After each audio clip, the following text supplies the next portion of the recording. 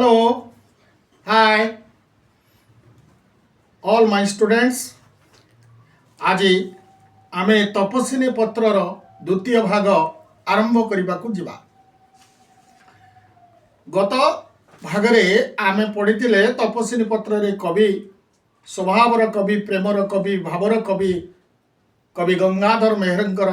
आत्मजीवनी। आज द्वितीय भागरे पाठ्यपुस्तकर जहाँ अच्छी दुखिनी माता सीता किभली भाव निजर स्वामी को उद्देश्य पत्र लिखिंट ताहा वर्णना करिसेंती गंगाधर मेहर। ताहाकू आमे पठन करिबा। शरण वत्सल ध्वज रिपु गजांकुश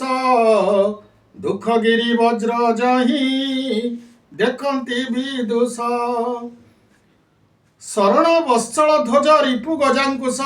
दुख गिरी वज्र जही देखंती विदुष। राजा राजेश्वरंकर से पद पद्म द्वंदे दीन भिकारुणी दुरु नतशिर बंदे। अभागिनी सीता दुखिनी सीता चक्षुरे तांकर झरी पड़ू अछि अनवरित अश्रु। स्वामी छड़ा हे तांकर करुण क्रंदन वनभूमि प्रतंकित होछि। तेणु से जेतेबेले अश्वमेध यज्ञर कहानी को श्रवण करिसेंती। कारण साधारणतः नारी माने टिके संदेही आउ ईर्षापरायण, तथापि भावनारे किभली भावरे अश्वमेध यज्ञ निजर स्वामी आरंभ करिसेंती बा दीक्षित होइछंती से विषय जानिबा पाई तांको मनरे भावजात होइछि। एवं से भावुछंती पति बिना पत्नी रे तो ये यज्ञ करि परिबे नाही। ताहा केमिति संभव होइछि तांको मनरे ए प्रकार रो जो भावना ए प्रकार रो जो संदेह तांको अति माकड़ सार मायाजाल भितर तांको छंदी देछि। एणु तांकर पत्र माध्यम रे से तांको निवेदन करी कहउछन्ती हे शरण वत्सल ध्वज रिपु गजांकुश। शरण बोइले आश्रय देवा, वत्सल बोइले पुत्र परि स्नेह करिबा, ध्वज ध्वज अर्थ ध्वजा ध्वजा अर्थ पताका, किंतु एठारे ध्वज अर्थ श्रेष्ठ। कहउछन्ती हे शरण वत्सल श्रेष्ठ रिपु गजांकुश। गजांकुश गजांकुश गज बोइले हाथी, हाथी को जी अंकुश हाथ रे बा बाहुत जेतेबेले बड़ विशाल हाथी को आयत करि थाए सेतेबेले तार अंकुश द्वारा ता शुंड को आयत करी धरी निए। सेही भली प्रभु रामचंद्र को एठी कहचंदी रिपु। रिपु अर्थ शत्रु। शत्रु मानकु कोन करिवो? दुख गिरी वज्र जही देखंती विदुष। दुख रूपक गिरी, गिरी अर्थ पर्वत। पर्वत केतेबेले पर्वत आगे कोन होतला तार पक्ष थिला, से उड़ी उड़ी चलुथला, जो ग्राम ऊपर पड़ुथला जनबसती को नष्ट कर देउथला। तेणु देवराज इंद्र तांकर वज्र प्रहार रे कोन करथिले? सही पहाड़र समस्त पक्ष को छेदन कर देथिले। सेही दिन ठारू पहाड़ अचल हो जाइछि। तेणु कहउछन्ती हे प्रजानुरंजक, हे वीर श्रेष्ठ मर्यादा पुरुषोत्तम, हे मोर पति, हे मोर स्वामी, हे राजश्रेष्ठ, आज तमे होच सेही शत्रु रूपी पापनाशी अत्याचारी मानकर को किभली भाव आयत करा जाए, जेमिति गजांकुश द्वारा हाथी को आयत करा जाए, तुम्हें ये जगत को सेमती कर। एक कथा विदुष अर्थ ज्ञानी गुणी लोक माने अवगत अछंती। हे राजा राजेश्वर, राजा मानकर अधीश्वर जे से राजा राजेश्वर कहते हे राजा राजेश्वर, आज से तुम पदपद्म द्वंदे अर्थात तुम दुई पाद को जो दुई पाद होची पद्म सदृश तारी पादरे मु शरण जाउची एवं प्रणाम जनाउची। ए दिन भिकारुणी, ए दिनहीन भिकारुणी, आज दूरु नतशिरे तुमको नई पड़ी तुमको कोटि कोटि प्रणाम करुची। हे नाथ मोर प्रणाम को स्वीकार करिवो। कारण आमे साधारणतः चिठी रे लेखिला बेले मान्यस्पद सम्मानीय एमिति लेखंती। तेणु सी से भली निजर पति उद्देश्य रे जेतेबेले निजर हस्तलेखा को पठाउछंती सेतेबेले से तांको अति मान्य बा सम्मानर सहित लिखिछंती। परवर्ती पदरे शुणा किभଳି भाବରେ गंगाधर मेहेर आउ कौन वर्णना करछंती सीतांक माध्यम रे କରିବାକୁ मधु आशा तिमिर भेदन କରିବାକୁ मधु आशा तिमिर भेदन कातर कांतारे थाई करे के निवेदन କରିବାକୁ मधु आशा मधु अर्थ खुशी आनंद मधुर आशा तिमिर भेदन तिमि अर्थ अंधकार अंधकार को दूरीभूत करी मोर से मन भितरे उंकी मारी उठी आशार स्वप्न को कातर कांतारे कातर कहले एठी भय रे कातर माने डरी जिबा ए कातर रे भय जो मो भितरे जात हेची ए जो संदेह पूर्वक भय मो हृदय जात हेची कांता आइले जंगल अरण्य ए कातर कांतारे थाई करे निवेदन ए जंगल रे अनति दूर रे रही मु आपन को निवेदन करूची मो मन भितर बा जो भय संदेह जात होची तुमे ताकू भेदन करि दियो तुमे ताकू दूरीभूत करि दियो हे कांत हे प्रभु हे स्वामी हे नाथ तुमे ताकू दूरेई दियो महाराज महायज्ञ होइच दीक्षित नवबामा देइतिबो बामांके दीक्षित तापरे कहउछन्ती महाराज महायज्ञ होइच दीक्षित तेणु महाराजन को से श्रेष्ठ रामचंद्र को उद्देश्य रे कहउछन्ती तमे आज এই মহাযজ্ঞরে দীক্ষিত হইছ দীক্ষিতর অর্থ দীক্ষা নয় দীক্ষিতর অর্থ দীক্ষা নয় দীক্ষিতর অর্থ এটি কুয়াଯିବ কোন জড়িত রহিবা গোটে କାର୍ଯ୍ୟକୁ ତା ସହିତ অতি জড়িত ভাବରେ ରହିବାକୁ କହନ୍ତି ଦୀକ୍ଷା ତେଣୁ ଦୀକ୍ଷିତ ସହିତ ନବବାମା ହେଇଥିବ ବାମାଙ୍କେ ଦୀକ୍ଷିତ ଆଉ କଣ କହିଛନ୍ତି ନବବାମା ନବ ବିବାହିତା ପତ୍ନୀ କାରଣ ଯଜ୍ଞ ତ ପତ୍ନୀ ବିନା ହବ ନାହିଁ ମୁଁ ତ ଅନତି ଦୂରରେ ताले निश्चित भाव में आपण विवाह करिसेंती तेणु नवबामा अर्थ नुआ पत्नी तमर आसीथिबो हेइथिबो बामांके दीक्षित बामा अर्थ बाम पटरे कोन हेइथिबो शोभावर्धन करथबो से भी तम सहित जड़ित होइकी थिबो एही महायज्ञ रे मुक्त बधु मुक्त हेबो बोली सत गुण बढ़ी जाउथुबो तुम सकल सद्गुण आचरित महायज्ञ करिब प्रदान अशेष रतन धन क्षम वस्त्र मान मुग्ध बधु मुग्ध हेब बोली नवविवाहिता पत्नी को खुशी करबा को ताकू मुग्ध करबा पई तम मन भितरे केते प्रकार सद्गुण जात हेउथबो बढ़ी जाउथबो तम सकल सद्गुण आचरिब महायज्ञ करी प्रदान अशेष रतन धन क्षम वस्त्र मान क्षम वस्त्र कहले पाट वस्त्र मान पाट वस्त्र दान करुथबो धन दान करुथबो हैला तेणु खुशी रे आनंद रे गदगद हेकी तमे कोन करुथबो नवबामा को खुशी करिया को जाईकी तमे केते कोन दान करुथबो केते पाट वस्त्र दउथबो ता परबरी पदरे माता सीते पुणी कोन कहउचंती सिद्ध काम हेबे तही अर्थी समुदाय मो मानसे भिक्षा एक होइछि उदय एछार भिक्षा रे नाथ न हेब कृपण दया रत्नमय दान बारिधि आपण सिद्ध काम हेबे तही अर्थी समुदाय सारा विश्व सिद्ध तमर समस्त काम सिद्ध होइजिवो मो मानसे हे प्रभु किंतु मोर मानस रे बा मोर स्मृतिर मानस पटरे मु भी मध्य किछि आशा करिछि मु भी किछि भिक्षा आपन को चाहूछि जगत को धन रत्न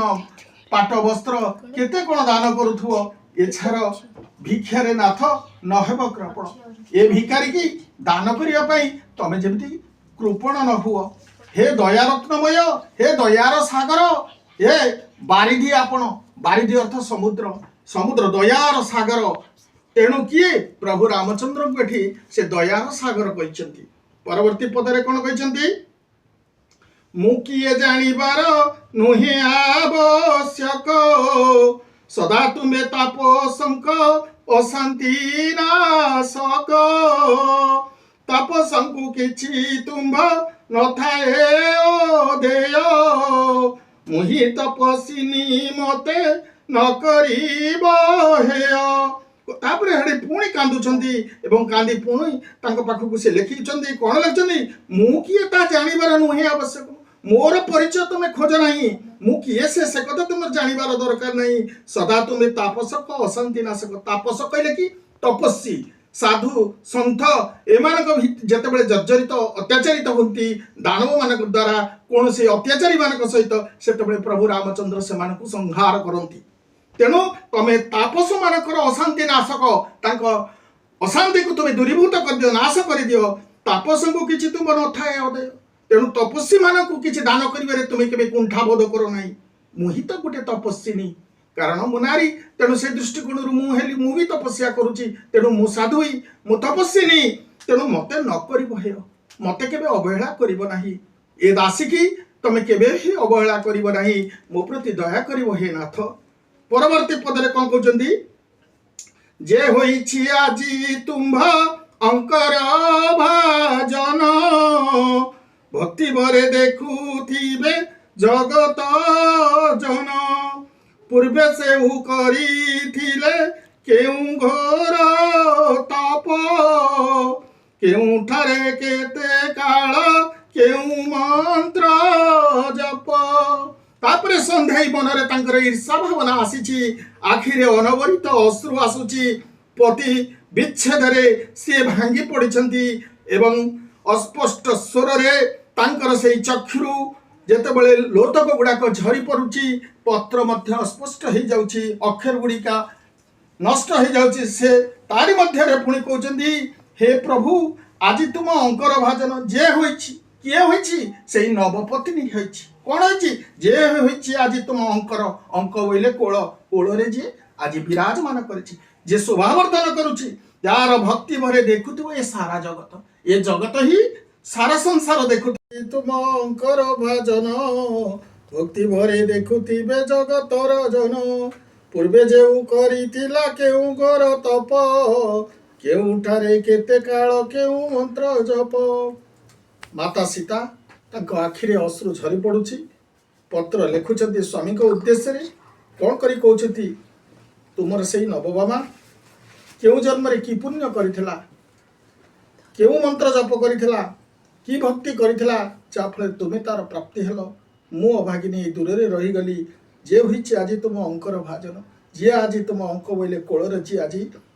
शोभावर्धन करुछि भक्ति भरे देखुथुबो ये दृश्य को सारा जगत देखुथुबो। पूर्वे से वो करिथिला केउ घर तप पूर्व जन्म रे से की तप करिथिला की मंत्र जप करिथिला से तुमको पाई पारला मु हेले भोग करि पारलिनी मु आपन को पाई पारलिनी मु अभागिनी की पाप करिथिली। एहा मात्र प्रभु मते देवटी जणाई अन्य किछि धने मोर प्रयोजन नाही। कोटि अश्वमेध जेते धन हुए दान तहिरु अधिक ताहा हेब मोर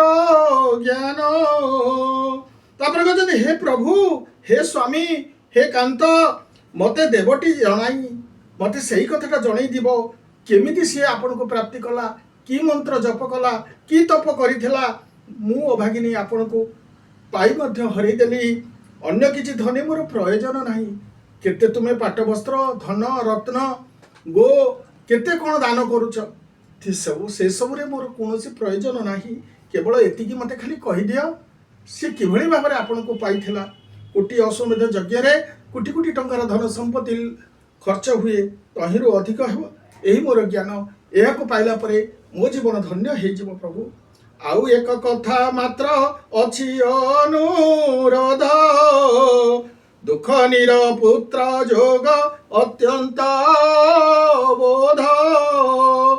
नाही तंक पितृ कोल आरोहण भाग्य न जानती जन्म कालु पितृ अनुराग। तापर पुणी माता सीता कहउछिनी कोन आउ एक कथा मात्र अछि अनुरोध हे प्रभु हे स्वामी हे अधीश्वर हे राजक हे राजेश्वर मोर आउ गोटी अली अछि आउ गोटी अनुरोध अछि एतिकी विनती करूची ए दुखिनी ता कथा सुनियो मोर दुई पुत्र जुग दुई पुत्र मोर अत्यंत अबोध अज्ञानी शिशु नाही ताको पितृकोल आरोहण भाग्य पितृ अर्थ पिता कोल अर्थ ताकर अंक आरोहण माने बसिबा अर्थात एठारे बापार कोଳରେ बसी सौभाग्य अर्जन करिवार सुख से पाई पारि नांती पिलाटी बेलरू न जानती जन्म कालू पितृ अनुराग पितृर स्नेह श्रद्धा भाव भल पाइबाकू से किछि पाई नांती तांको प्रति टिके अविचार करिबो नाही हे स्वामी जानिछंती जननीर जीवन कंदाई बिना तंत्री सह काले रामायण गाई किए न कांदिब बही मानव हृदय तरुलता जय जही हुअंती अथय जानिछंती जननीर जीवन कंदाई काहेकि ना अतीत को से गान करती ऋषि वाल्मीकि जो रामायण लिखिछंती से रामायण को अति मधुर कंठरे कौन कर से रामायण को वीणार तानरे से ताकू शुणाउछंती समस्ते की वीणा तंत्री सहकारे रामायण को गाउछंती आपणकर जीवनर कहानी को से गीत माध्यम रे जगत को जणाउछंती सीतांकर कथा जणाउछंती किए न कांदिब ही मानव हृदय मानव शरीर छाड़ा ये मनीष जीवन नहीं किए बा न कांदिब यही तरुलता तो हे जही हुअंती अर्थ जोठी तरुलता जीव जंतु समस्ते स्तभीभूत हो समस्ते झाउली पड़ती ये गीत को शुणी ताहले मु गोटे मानव हृदय पाई किभଳି ताको पाई परिबे नै परवर्ती पदरे कोन कहउछंती तुम्बर चरिते निजे होइबी मोहित जाउछंती शिशुदय महर्षि सहित करिबाकू तुम पद पंकज दर्शन मन तक नेउ अछि करि आकर्षण तापर कहउछंती माता सीता कौन कहते ना तुमर चरित्र तुमर जीवन कहानी को से शुणी उपलब्धि करी विमोहित होइचंती तुम प्रति आकर्षित हो पड़ती जाउछंती शिशुदेव महर्षि सहित महर्षि वाल्मीकि सहित आपण तुम पद पंकज को दर्शन करिया तुम दुई पाद पद्म को से लय रखी ताकू दर्शन करिए तुम पाद पद्म रे दर्शन करी तुमठू आशीर्वाद भिक्षा करिया जाउछंती मन तक नेउछि करी आकर्षण आपण प्रति तार आकर्षण भाव बढ़ुची तेणु मोर दुई पुत्र जाउछंती सुनाइबे तुम भगत दुखर कहानी जा सुनिले दुखी निर हृदय हुए हानी न शुणिले तही प्रति धाऊ थाए मन न हुई करी ताक शिखर मन तापर कौन कहते ना शुणाइबे तुम गत दुखर कहानी तुम अतीतर कहानी तुम्हें किभଳି भाବରେ पत्नी को हरैथिल किभଳି भाବରେ रावण अपहरण करि नेथिला सीता को किभଳି भाବରେ तुमे जटाई को उद्धार करिथिलो किभଳି भाବରେ तुमे गंगा यात्रा करिथिलो किभଳି भाବରେ कैवर्त को उद्धार करिथिलो किभଳି तुमर सही किभଳି सीता को अग्नि परीक्षा करिथिलो ए समस्त वृत्तांत सही दुखर कहानी को जेतबळे रामायण माध्यम रे गीतर संगीतर सुमधुर स्वर रे जेतबळे गान करि सुनाइबे तुम दुखर कहानी जहाँ शुणिले दुखिनीर हृदय हुएनी जेतबळे सही गीत को से बारंबार गान करछथि ए दुखिनीर हृदयटा फाटी पडुछि कांदरे आखि दुईटा मोर फुली जाउछि जहाँ शुणिले दुखिनीर हृदय हो जाउछि भांगी पड़ुछि न शुणिले तही प्रति धाउ थाए मन जदि शुणा को इच्छा भी करूनी तथापि ऑटोमेटिक चली जाउछि मो मन से को आकर्षित हो जाउछि कारण एमिति किछि यात्रा आमे देखंती साधारणतः यात्रा देखिला बेले कोन कहानी दुख कहानी देखिले आखिरु लो बोई पड़े किंतु से यात्रा को न देखिले आमे पागल हो जांती रामचरित मानस होछि सेमती जिते शुणुथुव जिते पढ़ुथुव सेते नुआ नुआ लागुथुव तेणु न शुणिले तही प्रति धाउ थाए मन शुणा को इच्छा नथिले भी पुणी मुझे शुणे न होई करी ताकू औशिक दमन औशिक माने उत्साह उत्साह को मु दमन करि पारे ना तेणु सही गीत कहानी की शुणी मु मध्य भांगी पड़े तेणु परवर्ती पदरे कौन कहछनी धीर बरसे कथा को घेनी तुम्भ श्रुति आणिब यद्यपि दीना वैदैर स्मृति वैदैर प्रणय को मणिबासपन चाही नव प्रणयिनी प्रफुल्लपन तापर कहते धीर बरसे कथा को धीर बर अर्थ प्रभु रामचंद्र को उद्देश्य से कहते ता कथा को घेनी तुम स्मृति तुमर जदि से स्मृति रे पड़े से रामायण गान जदि प्रभु से शुणिला जदि आपणकर मन कौन हुए मन पड़ जाए से स्मृतिर कहानी आणिब यद्यपि दिना ये वैदेहीर स्मृति वैदेही किए ना वैद्य होचन विदेहर कन्या माता सीता जदि अभागिनी सीतार कथा मन पड़े से वैदेहीर कथा तुम जदि मन पड़े ताहले ताकू सपन मणिब ताकू स्वप्न भाविकी भूलीजीव वैदेहीर प्रणय को मणिब सपन से अभागिनी वैदेहीर प्रणय को तमें स्वप्न भाविकी भूलीजीव चाहि नव प्रणयिनी प्रफुल्ल लपन आउ सेतेबेले कौन कर नवविवाहिता प्रणयिनी तुमर जो नुआ विवाहिता पत्नी आसी तार से सुंदरिया लपन अर्थ मुह को तुम टिके देखीदब लेखुथांती पत्र सती हृदय विकले पत्र धौत हेउथाए नयन जले आउ कि लेखिबी बोली भाबुथिले बसी आसी गले कुशल मुदे हसी हसी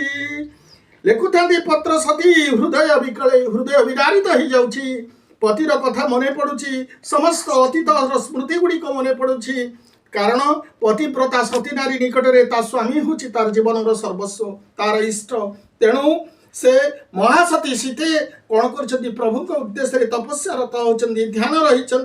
तेणु कहते जदि हृदय विकले लेखुथांती पत्र सती हृदय विकले हृदय विदारित होछि पत्र धौत होता है नयन जले आखिर ढल ढल होगी थपथप होगी जल गुड़िक कौन पड़ुछि अश्रु झरी पड़ुछि कौटी ना से पत्र उपरे आउ से पत्र लेखा गुड़िक अस्पष्ट हो जाउछि आउ कि लेखिबी बोली जेते भावुंट आउ कि कथा मो स्वामी निकट को लिखी से दुई पुत्र कुशलभ सेठारे उपस्थित होती तेणु से ताहाकू सेठारे पत्र लेखा को बंद करी विश्राम नहीं तपस्वी काव्यर 11तम स्वर्गरू आसी अच्छी तेणु यही कविताटी तुम मान को केमिति भल लगिला जदि बा भल लगी था बुझेबार शैली जदि तुम मान को भल लगी था ताहले निश्चित सब्सक्राइब करिव लाइक करिव मत देव एवं मो मनरे नुआ उत्साह भरीदेव तुम मानक पई आहुरी सुंदर सुंदर उपस्थापना करी विषय को सब वीडियो आकार रे आनी जहाँ फल तुम घरे बसी आनंद रे ताको अध्ययन करी सफल हेब रहउची थैंक यू।